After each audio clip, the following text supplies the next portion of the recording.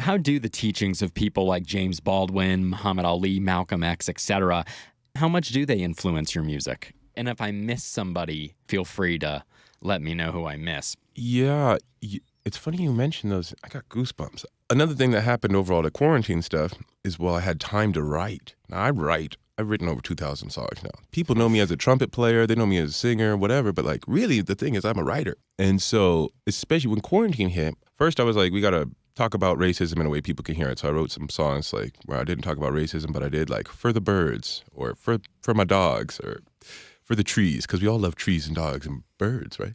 But then I had this whole thing where I went, man, we need like a schoolhouse rock, or like Sesame Street was really hip in the same way. But we need also to be like unapologetic in our teachings of history. We need to stop sugarcoating it, because if we were just real about it the entire time, we'd already be in a much different place. Yeah. So I started working on a series called Real Life Stories of History.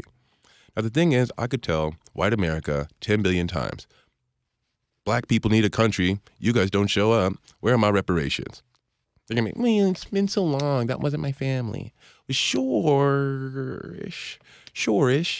But instead, I decided I need to look up, first and foremost, for myself, the words of our leaders. But what we don't want to be doing is not doing the research and then just repeating the same steps that we already took. Do the research. And so, how to make that research accessible, make songs around them. And so I'm trying to make the new schoolhouse rock. As soon as I find an animator who will work for cheap, because I'm also a broke musician.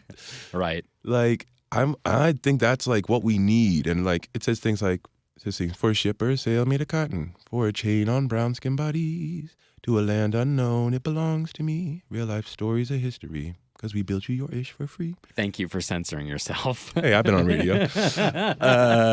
But you know, like, I could say that, but if I start with quotes from James Baldwin, or if I finish with quotes from like Fred Hampton said, I'm not going to die in a car wreck. I'm going to die in the struggle. And he did. And did he die in the struggle, or did they just eliminate him from the struggle? It's the latter. Yeah. You know, and I just think all of those words, if you just say those things, now I'm sampling it. But for a while, I was just orating it myself. Night and day different reaction. As soon as you hear James Baldwin's voice, it changes. So those words, not only are they influential to me, I hope that it could really be an avenue to make research more accessible. Information age, it's like we're just option overload. But to have some songs and some snippets, a little easier to listen to, and hopefully people laugh or cry about it or something too, you know?